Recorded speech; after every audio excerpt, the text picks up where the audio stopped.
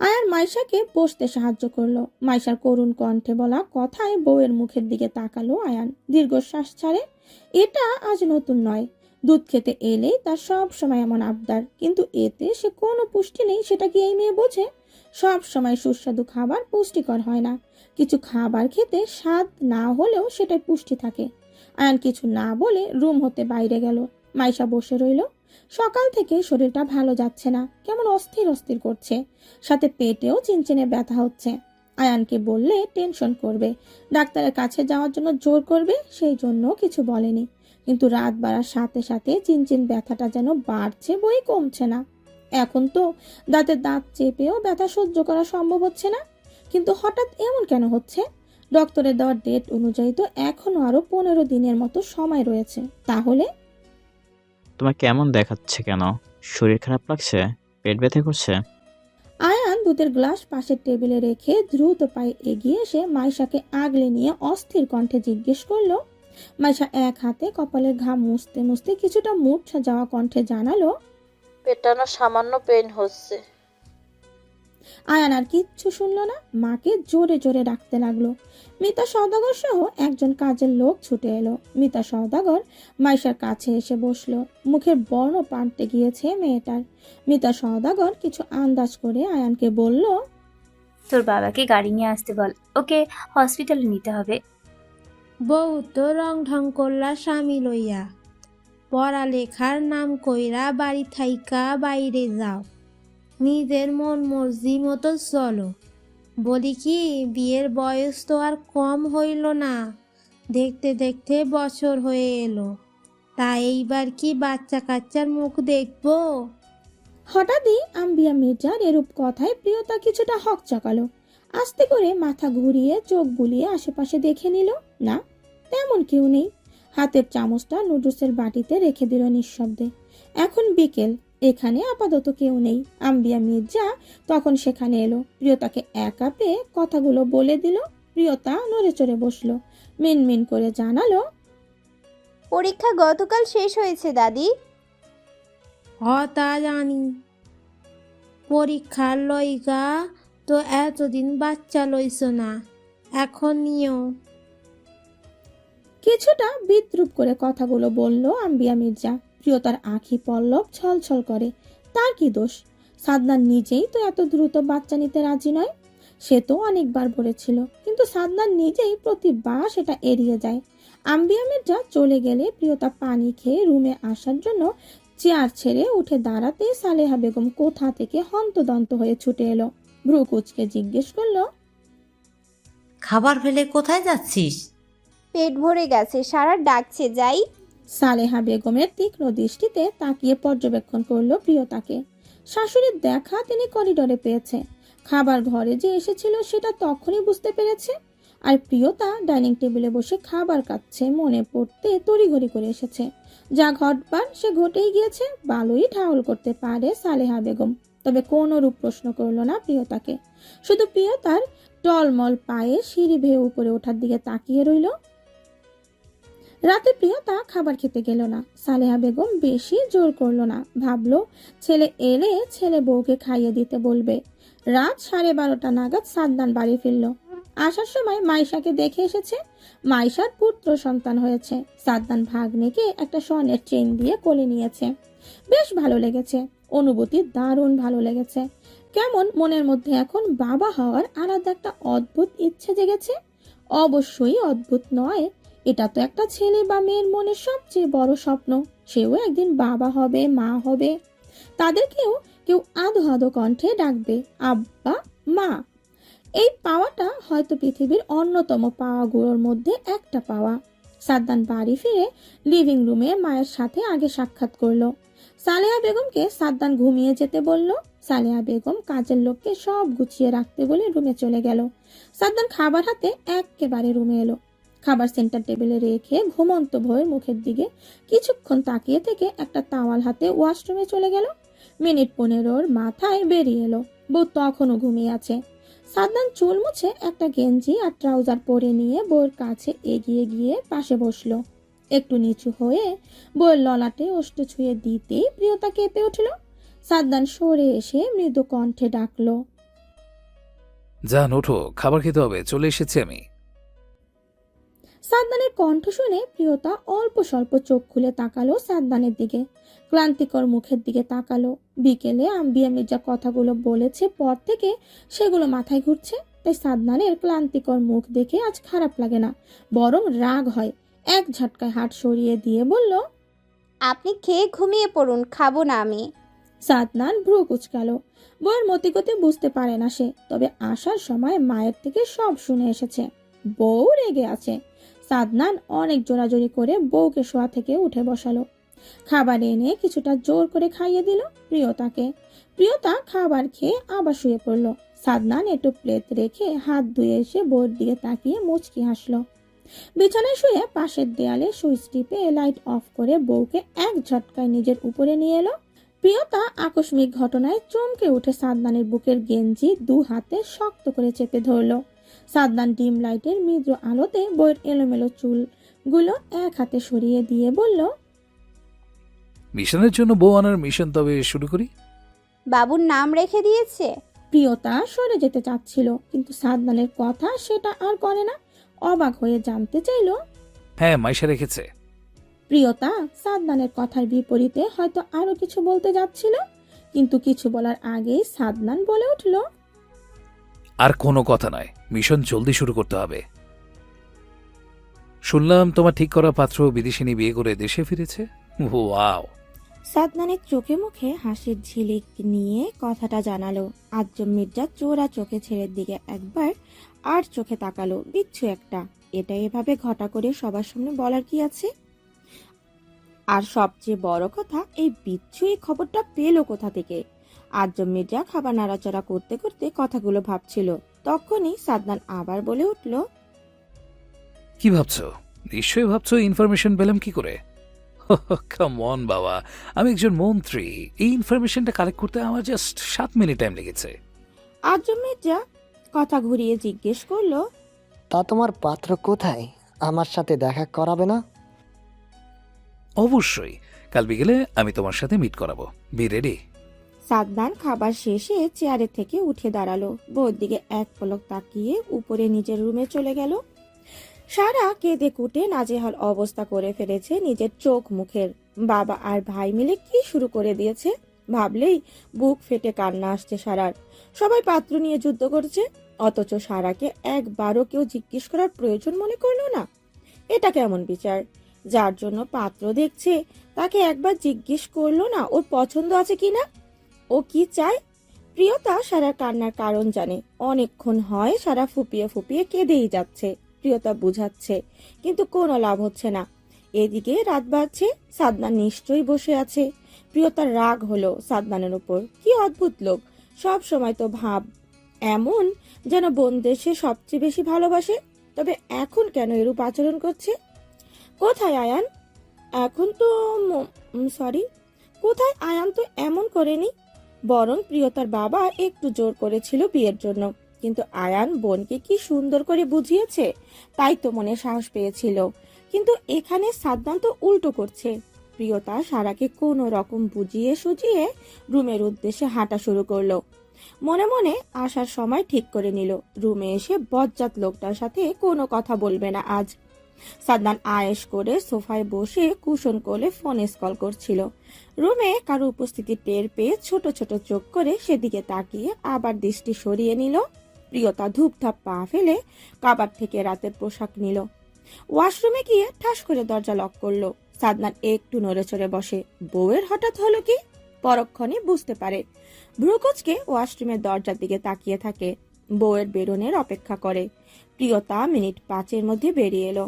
Nightie ফিতা বেঁধে এসে কোনো দিকে না তাকিয়ে লাইট অফ করে ড্রিম লাইট অন করে শুয়ে পড়ল। সাদনান কিছুটা ভ্যাবাচাকা খেলো। বউ তাকে পাত্তা দিচ্ছে না। ভাবা যায় মন্ত্রী সাদনান শাহরিয়ারকে ইগনোর করছে তার বউ। এটা যদি জনগণ জানতে পারে, নিশ্চিত তাকে নিয়ে সবাই হাসি তামাশা করতে পিছপা হবে না। নিউজ হবে, আর সেখানে হেডলাইন হবে বড় বড় অক্ষর করে লেখা থাকবে, মন্ত্রীর বউ মন্ত্রীকে পাত্তা দেয় না। কি ভয়ানক! সাদনান আবছা আলোয় চোখ বড় বড় করে বিছানার দিকে তাকিয়ে স্যান্ডেল পায়ে দিয়ে এগিয়ে গেল। ফোন রেখে চপ্পল খুলে বিছানায় বসতেই প্রিয়তা আরো কিছুটা গুটিসুটি মেরে গেল। সাদনান এবার আশাহত, সত্যি সে আশাহত। বউ তাকে ইগনোর করছে, তাও আবার যেমন তেমন ইগনোর নয়, যেন তার ছায়া মারলেও ভয়ঙ্কর কিছু ঘটে যাবে। তবে সাদনান কি দমে যাওয়ার পাত্র? একদমই নয়। দানবীয় হাত এগিয়ে বউকে খাপলে ধরে নিচের দিকে ফিরিয়ে নিল। প্রিয়তা বিরক্ত ভুরু নাক কুচকে দৃষ্টিপাত করে সাদনানের দিকে। সাদনান গভীর দৃষ্টিতে বউকে পর্যবেক্ষণ করলো। আস্তে করে বউর কানের লতিতে অষ্টদয় ছুঁয়ে দিতে প্রিয়তা সাদনানকে কিছুটা জোরে খাটিয়ে নিজের ওপর থেকে সরিয়ে দেওয়ার চেষ্টা করতে করতে বলে উঠল, রায়হান ভাইয়া সারাকে ভালোবাসে, আপনি জানেন, তাহলে পাত্র কেন দেখছেন? What is this? এমন একটা রোমান্টিক মুহূর্তে তুমি আমার অনুভূতি দফারফা করে দিলে। ভেরি ব্যাড চান। প্রিয়তা অবাকই হলো, কি অদ্ভুত লোক। বোন কেটে কেটে নাজেহাল অবস্থা করে ফেলেছে নিজের, আর এই লোক এত সিরিয়াস একটা বিষয়কে কতটা হেলাফেলা করে নিচ্ছে। রাগ হলো প্রিয়তার, কিছু বলার জন্য মুখ খুলবে তার আগে সাদনান বলে উঠল, বিশ্বাস রাখো, ধৈর্য ধরো, কখনো হতাশ করব না জান। সময় দাও, সব ঠিক করে দেব। প্রিয়তা জানে সাদনানের কখনো এমন কিছু করবে না যাতে করে সারা কষ্ট পাবে, কিন্তু তাও কেন জানি রাগ হচ্ছিল। তবে এখন সাদনানের কথা শুনে রাগ সব গলে আগুন থেকে পানি হয়ে গেল। গলা জড়িয়ে ধরল সাদনানের, গদগদ কণ্ঠে আহ্লাদি স্বরে আবদার জুড়ে দিল, প্লিজ এমন কিছু করবেন না যাতে করে ওরা দুজন কষ্ট পায়। বাহ বাহ, অন্যের জন্য কত দরদ, কষ্ট পাবে। আর আমি যে বউয়ের ভালোবাসার অভাবে কষ্ট পাচ্ছি, বুক চৌচির হয়ে যাচ্ছে। বউকে এই মুহূর্তে আদর না করতে পারলে সে কষ্ট সব বেরিয়ে এসে তোমার নামে আন্দোলন করবে। প্রিয়তা প্রথমে লজ্জা পেলেও পরক্ষণেই সাদনানের এমন আজগুবি সব কথাবার্তায় পেট মুচড়ে হাসি পেল, শব্দ করে হাসতে লাগলো। সাদনান বইয়ের নাইটির ফিতা খুলে পেটে দাঁত দিয়ে কামড়ে ধরতেই প্রিয়তার হাসি গায়েব হয়ে গেল। শক্ত করে সাদনানের চুল খামচে ধরলো।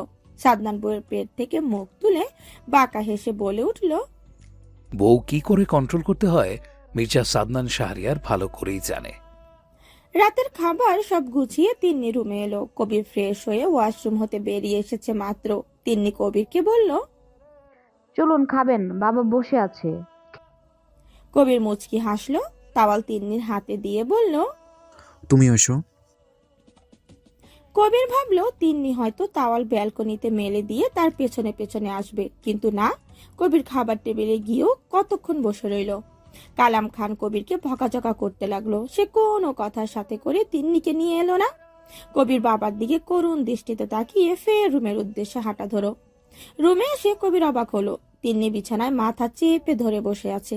এই প্রথম তিন্নি রাতে খাবার দিয়ে রুমে চলে এসেছে। আজ 5 মাসের এর আগে কখনো এমন হয়নি। হঠাৎ হলো কি মেয়েটার? কবির এগিয়ে এলো, তিন্নির কাঁধে আলগোছে হাত রেখে ভুরু উঁচিয়ে জিজ্ঞেস করলো, কি ব্যাপার, খাবার কেন খেতে আসুনি? চলো খাবে। খেতে ইচ্ছে করছে না, আপনি আর বাবা খেয়ে আসুন, আমি শুয়ে পড়েছি, ভালো লাগছে না। কণ্ঠ কেমন ক্লান্ত। কবির বেশ কিছুদিন হয় তিন্নিকে ডক্টরের কাছে যাওয়ার জন্য ঘ্যান ঘ্যান করছে। কারণ অনেকগুলো, তিন্নি খাবার খেতে পারে না, চোখের নিচে কালশিটে দাগ বসেছে। মাঝে মধ্যে তো হঠাৎই রেগে যায়। কবির ফিরে গেল, কালাম খানকে খাবার খেতে বলে নিজেও খেলো। কালাম খান আর কোনো কিছু জিজ্ঞেস করলো না। কবির আসার সময় খাবার নিয়ে রুমে এলো। কাজের লোককে সব গুছিয়ে রেখে আসার কথা বলে এলো। বেশ জোর করেই কিছুটা খাবার খাইয়ে দিল তিন্নিকে কবির। তিন্নি খাবার খেয়ে পানি খেয়ে শুয়ে পড়লো। কিছু সময় ব্যবধানে ঘুমিয়েও পড়লো। কবির ঘুমন্ত তিন্নির মুখের দিকে তাকিয়ে বিড়বিড় করে বলে উঠল, আমার সুখ তুমি, তুমি অসুস্থ মানে আমার সুখ নামক অস্বস্তি দুঃখে পরিণত হয়। কালই ডক্টরের কাছে যাব, তোমায় নিয়ে এসো না। তিন্নি স্তব্ধ হয়ে সামনে বসা ডক্টর তাসলিমার কথাগুলো শুনে যাচ্ছে। কি থেকে কি হচ্ছে? সবে তো 1 মাস চলে, এতেই এত রিস্ক? একদমই আশা নেই। কি হবে সামনে? থাকবে তো বেবিটা? কবি ডক্টরের সাথে কথা বলে কেবিন থেকে বেরিয়ে এলো। খুব ধীরে তিন্নিকে নিয়ে হসপিটাল থেকে বেরিয়ে এলো। কবির তিন্নি যাওয়া মাত্র ডক্টর তসলিমা মফিজুল মির্জাকে কল লাগালেন। পূর্ব পরিচিত তারা। মির্জা বাড়ির বাধা একজন ডক্টর বলা চলে ডক্টর তসলিমা। মেডিসিন বিশেষজ্ঞর সাথে গাইনি ডক্টর। ওয়াজিদ রিধির বিয়েতে গিয়ে তিন্নির সাথে পরিচিত হয়েছিল। পরিবার নেই, এতিম জানতে পেরে তখন থেকে মেয়েটার প্রতি একটু আলাদা মায়া কাজ করে। আর একজন মেয়ের এই অবস্থা নিজের পরিবারকে সবচেয়ে বেশি মিস করে। সেখানে তিন্নি ভিন্ন।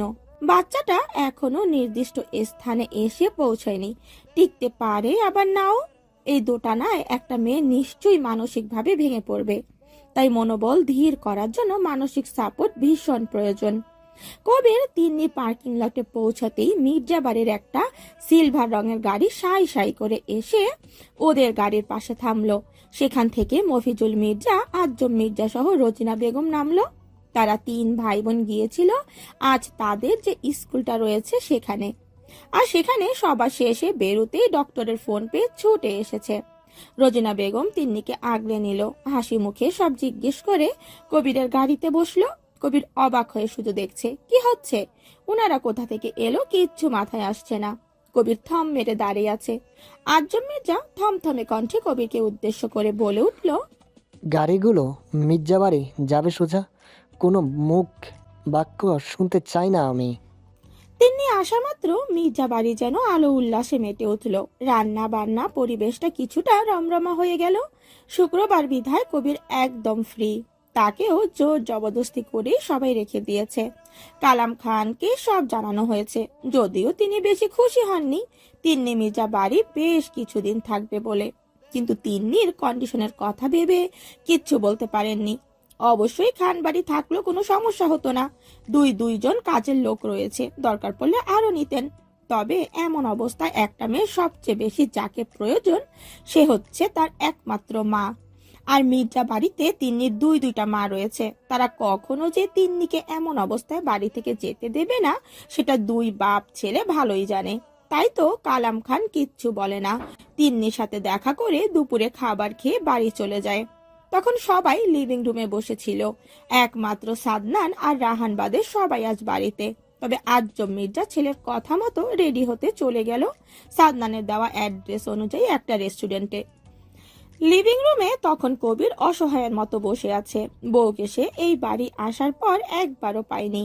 তিন্নি আর কবিরকে নিচে লিভিং রুমের পাশে একটা বেডরুম দিয়েছে, আর সেখানে তিন্নি বিছানায় আধশোয়া করে কেউ না কেউ ওর কাছে গল্প করছে বসে বসে। তাই কবির রুম হতে বেরিয়ে এসেছে। এত মহিলার ভিড়ে থাকা সম্ভব নাকি? আধ ঘন্টা নাগাদ আজম মির্জা সহ সাদনান রাহান একটা টেবিলে বসে আছে। রেস্টুরেন্ট বেশ নামি দামি। সোফায় গা এলিয়ে সাদনান ফোনে স্ক্রল করছে।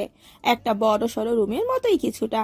এটার বাহিরে রয়েছে গার্ড সব সাদনানের।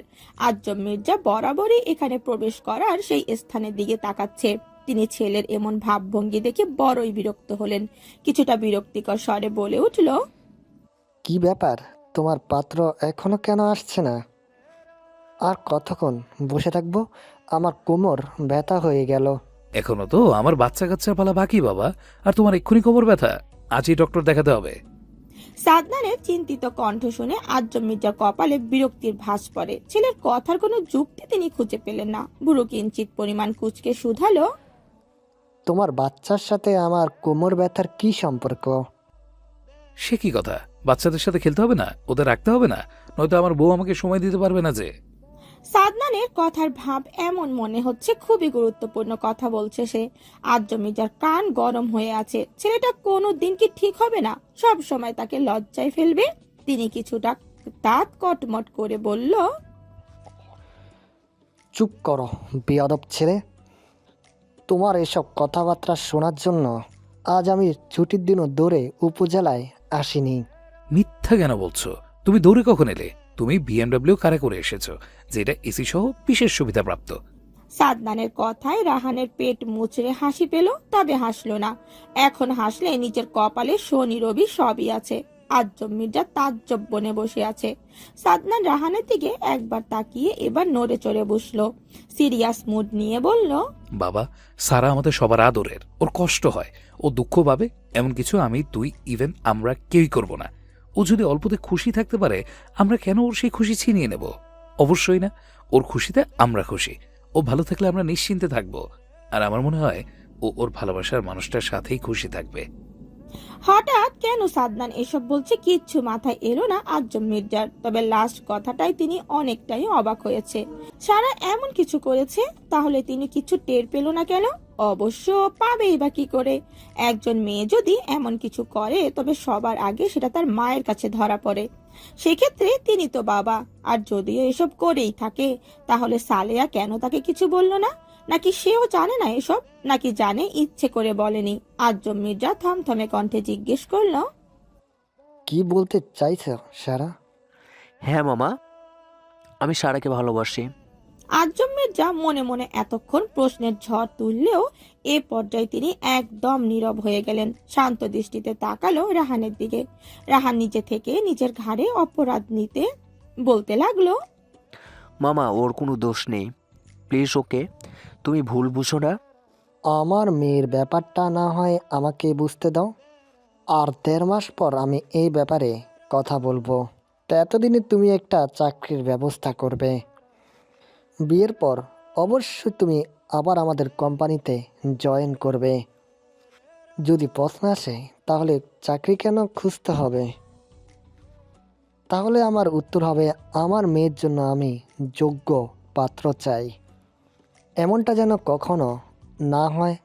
আমার মেয়েকে, আমার মেয়ের জামাইকে কখনো মির্জাবাড়ির কাছে মাথা নত করে থাকতে না হয়।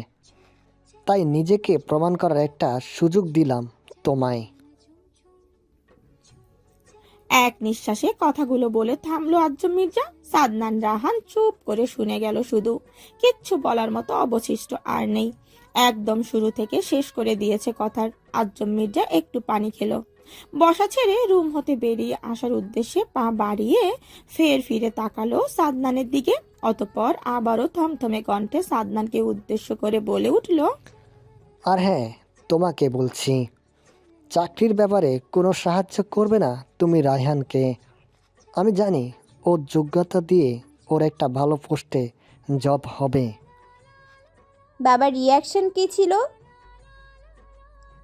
কোনো রিয়াকশন নেই, শুনলে তো সব। সাদনান মোলায়েম কণ্ঠে জানালো। প্রিয়তা সাদনানের চুলের ভাঁজে ফের আঙুর চালায়। সাদনান বইয়ের পেট জড়িয়ে আরো কিছুটা প্রিয়তার কোমরে চেপে নিজের সাথে মিশিয়ে নেয়। বাহিরে গুড়ি গুড়ি বৃষ্টি হচ্ছে। ব্যালকনির দরজা খোলা, তার ওপর রুমে ফ্লোরে বসে আছে ওরা দুজন। বাইরে থেকে আসা ঠান্ডা বৃষ্টির বাতাস আর নিচে টাইলসের ঠান্ডা দুটো মিলে শরীর হিম হয়ে আসছে। প্রিয়তার পেটে সাদনান বার কয়েক নাক ঘষে। প্রিয়তা সাদনানের চুলে মৃদু টেনে বলল, সব সময় ধান্দা। শোনো, ভার্সিটি থেকে নোটিশ দিয়েছে, এটা কোনো মার্কস হলো জান? তোমার সেকশনে তোমার সবচেয়ে নাম্বার কম, এমন হলে আমার সম্মানের বলে কিছু থাকবে? সাদনান শোয়া থেকে উঠে বসে অসহায় চোখে তাকিয়ে কথাগুলো বলল। প্রিয়তা ভাবলেশহীন বসা থেকে উঠে দাঁড়িয়ে বিছানার দিকে এগুতে এগুতে জানালো, এমনি হবে, পড়তে চাই না আমি। তো কতদিন বলেছি সংসার করব, আপনার তো সেসব শোনার প্রয়োজনই নেই। সাদনান ফোঁস করে শ্বাস ফেলে এগিয়ে এসে প্রিয়তাকে পেছন থেকে জড়িয়ে ধরে ঘাড়ে নাক ঘষে আদুরে কণ্ঠে বলল, এটা কেমন বাচ্চাদের মতো কথা বলছো? সময় চলে যাচ্ছে না? নিজে তো বুড়ো হচ্ছেন, সেদিকে খেয়াল আছে? প্রিয়তা নিজেকে ছাড়ানোর চেষ্টা করতে করতে বলে উঠল। সাদনান ছাড়লো না বউকে, শক্ত করে জড়িয়ে ধরে ফিস ফিস করে জানালো, আজ 3 দিন হয় রাহান বাড়ি নেই, চাকরির খোঁজে আছে। অনেকগুলো কোম্পানিতে চাকরির জন্য আবেদন করেছে, আর সেগুলো সব ইন্টারভিউয়ের জন্য সে কোনো এক বন্ধুর বাসায় রয়েছে। আজও একটা ইন্টারভিউ ছিল। সকালে একবার সারাকে ফোন করে জানিয়েছে। সারাদিন আর কোনো খোঁজ খবর পাওয়া যায়নি। বিকেলের দিকে অনেকগুলো মেসেজে কল করেছে সারা, কিন্তু কোনো রেসপন্স আসেনি, ফোন বন্ধ। সারা সেই জন্য চিন্তায় আছে। রাতে খাবার খেয়ে একটু আগেই রুমে এসেছে। যদিও সারা আজ 3 দিন ধরে খাবার নিয়ে বসেছে ঠিকই, কিন্তু সেগুলো গলা দিয়ে নামতে চায় না। কোথায় আছে মানুষটা, কি খাচ্ছে, কিভাবে থাকছে দেখতে ভীষণ ইচ্ছে করে। কিন্তু রাহানের ফোনে নেট নেই। নেট নেই বলে ভুল হবে, রাহানের কাছে নেট নেওয়ার মতো অহরহ টাকা নেই। মির্জা বাড়ি থেকে সে 1 পয়সাও নেয়নি, নিজের বাইক বিক্রি করে দিয়েছে, যেটা রাহান টিউশন আর একটা কোচিং সেন্টারে যখন জব করত ভার্সিটিতে পড়াকালীন তখনই বাইকটা নিজের রোজগারের টাকা দিয়ে নিয়েছিল। যদিও রাহানের বাবা এখন যথেষ্ট বিত্তশালী মানুষ, ছোটখাটো একটা ব্যবসা দিয়েছে, সেখানে কিছু কর্মচারী রয়েছে, কিন্তু রাহান কারো সাহায্য নেয়নি। বাবা রফিক আহমেদ এই ব্যাপারে কিচ্ছু দিতে চাইলে রাহান বারণ করে দিয়েছে। আজম মির্জা যেমন আদেশ দিয়েছে তার চেয়েও বেশি রাহান পালনের চেষ্টা করছে, একদম নিজের প্রচেষ্টায় কিছু করার চেষ্টা। আর সাফল্য অর্জন করার ফার্স্ট স্টেপই হলো চেষ্টা। সারার চোখে ঘুম নেই, বিছানায় হাঁটু ভাঁজ করে বসে আছে। গোলগাল মুখটা এইটুকুন হয়েছে, কোমর সমান সিল্কি চুলগুলো কেমন এলোমেলো, আগের মতো আর ঝরঝরে নয়। রাহান পাইপ বেয়ে সারার ছোট মিনি ব্যালকনিটা এসে ঝুলে আছে। ব্যালকনির দরজা বন্ধ, কিন্তু একটা জানালার পাট খোলা, আর সেই অল্প স্বল্প ফাঁক দিয়ে রাহান সারাকে দেখছে। রাহানের মায়া হয়, বুক চেড়ে দীর্ঘশ্বাস বেরিয়ে আসে। নিচে একবার গার্ডের দিকে তাকায়। একজন গার্ড রাহানকে পাইপ বেয়ে উপরে উঠতে সাহায্য করেছে। রাহান গার্ডের দিকে তাকিয়ে কিছু ইশারা করতে গার্ড লাইট নিয়ে চলে গেল। রাহান রেলিং এর ফাঁকে পা দিয়ে ওঠার চেষ্টা করতেই পা লেগে একটু ফুলের টপ কাত হয়ে পড়ে গেল। রাতে নিস্তব্ধতায় ভালোই শব্দ হলো। সারা চমকে উঠল, ভীতু চোখে ব্যালকনির দিকে দৃষ্টিপাত করতে লম্বাটে পুরুষের এক অভয় দেখতে পেল। কিঞ্চিত সময় লাগলো মানুষটাকে বুঝতে। বসা ছেড়ে এলো, দৌড়ে দরজা খুলে ব্যালকনিতে চলে গেল।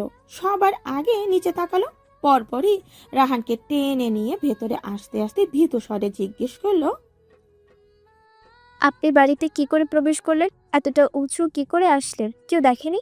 সারার বাচ্চা বাচ্চা প্রশ্নে রাহান ক্লান্তিতে চোখে পিট পিট করে তাকালো সারা চিন্তিত মুখপানে। সেসব তোমাকে জানতে হবে না। শুনলাম খাওয়া দাওয়া করছিস না ঠিক মতো, এই কথা কেন বলছিস না? আমি এত কিছু কার জন্য করেছি? তোর জন্য। আর তুই আমার সব কিছুর এই দাম দিচ্ছিস? সারা কোনো কথা বলছে না। রাহান সারারই দুই বাহু ঝাঁকিয়ে জিজ্ঞেস করে। সারা চোখ টলমল করে। রাহানের হাত সরিয়ে আলগোছে মাথা রাখে রাহানের শক্তপোক্ত বুকে। রাহান একদম চুপ হয়ে গেল। নিজেও এক হাত দিয়ে জড়িয়ে ধরে আরেক হাত সারার মাথা রাখতেই সারা ফুপিয়ে শব্দ করে কেঁদে ওঠে, তবে কাঁদে না। ধরে আসা গলায় বলল, আমার আপনার জন্য কষ্ট হয়। এত ভালো ভালো খাবার আমার গলা দিয়ে নামে না। আপনি যেখানে এত কষ্ট করছেন সেখানে আমি এসি রুমে আরাম আয়েসে দিন পার করছি। চাকরি পেয়ে গেলে তো শেষ, আর কিসের কষ্ট? এটা তো আমি আজ হোক কাল হোক করতেই হতো। আর সবচেয়ে বেশি খুশির খবর হচ্ছে, পরশু যে ইন্টারভিউটা দিয়েছি সেটা থেকে আমায় আজ ইমেল পাঠিয়েছে দেখা করার জন্য। রাহানের হাসি মুখের দিকে তাকিয়ে নিজের ভালো লাগে, তবে হঠাৎ কিছু মনে হতে মলিন হয় মুখ। মলিন কণ্ঠেই বলে উঠল, যদি সিলেক্ট না করে? নেগেটিভ কেন ভাবছিস? পজিটিভ ভাব। সারা আবার দুই হাতে জড়িয়ে ধরে রাহানকে। রায়হান ভাইয়ের চাকরি হয়েছে, আমার যে কি খুশি লাগছে। সাদনান রুমে প্রবেশ করা মাত্র প্রিয়তা উপরোক্ত কথাগুলো বলে উঠল। সাদনান পাঞ্জাবির বোতাম খুলতে খুলতে ভ্রু কুচকে সন্ধিহান কণ্ঠে জিজ্ঞেস করলো, কি ব্যাপার, তোমায় কেন এত খুশি লাগছে? আপনি বুঝবেন না, আমি তো জানি সারা এই 15 দিন কত কষ্ট পেয়েছে, আর চাকরি পেয়েছে, তাই বাবা আর এখন অমত করতে পারবে না, তাহলে সারা আর কষ্ট পাবে না। সাদনান বইয়ের মুখের দিকে তাকিয়ে মুচকি হাসলো। গা হতে পাঞ্জাবি খুলে প্রিয়তার হাতে দিয়ে তাওয়াল হাতে ওয়াশরুমের উদ্দেশ্যে চলে যেতে যেতে বলল, সোফায় দুটো প্যাকেট রাখা আছে, দেখো, ওগুলো একটা বিয়ের জন্য আর একটা হলুদের। প্রিয়তা সাদনানের কথা অনুযায়ী প্যাকেট খুলে দেখলো, সব কমপ্লিট, কোনো কিছু বাদ রাখেনি। একদম জুয়েলারি থেকে শুরু করে সবই আছে। প্রিয়তা অবাক হলো, সবে তো চাকরি হয়েছে, তবে কি বিয়ের ডেটও ফিক্সড করে ফেলেছে? তাহলেও কিছু শোনেনি কেন? প্রিয়তা প্যাকেটগুলো কাবাডে তুলে রেখে বিছানায় পা ঝুলিয়ে বসে রইল। রাত তখন একটা ছুঁই ছুঁই করছে। সাদনান বেরিয়ে এলো 7 কি 8 মিনিটের মধ্যে। শাওয়ার নেয়নি, শুধু গা মুছে নিয়েছে। সকালে শাওয়ার নিয়ে বেরিয়েছে, তার উপর সারাদিন বৃষ্টি, আবহাওয়া ঠান্ডা।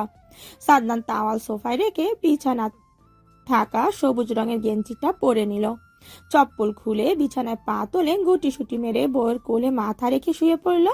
প্রিয়তা নড়ে চড়ে বসলো। এটা যেন এই পুরুষের রোজকার নিয়ত হয়ে দাঁড়িয়েছে। প্রিয়তা সাদনানের চুলে হাত দিয়ে নাড়াচাড়া করতে করতে জিজ্ঞেস করলো, আপনি এত আগে কেন শপিং করে নিয়ে এসেছেন? মাত্র চাকরি হয়েছে, বিয়ে এখনো অনেক দূর। কে বলেছে? কাল সন্ধ্যায় গায়ে হলুদ, বাবার সাথে আমি রুমে আসার আগে এই ব্যাপারে কথা বলে এসেছি। দাদু, দাদু নিজে সব আয়োজন করছে। সাদনান বউয়ের পেটে মুখ গুজে সেখানে নাইটি সরিয়ে অধরে স্পর্শ করে বলে উঠল। আমার অস্তিত্ব কবে এখানে আসবে? প্রিয়তা লজ্জায় মুখ অন্যদিকে ঘুরিয়ে নিল। সব সময় মুখে মুখে যাই বলে, কিন্তু সাদনান নিজে কিছু বললে প্রিয়তার লজ্জায় তখন কান গরম হয়ে আসে।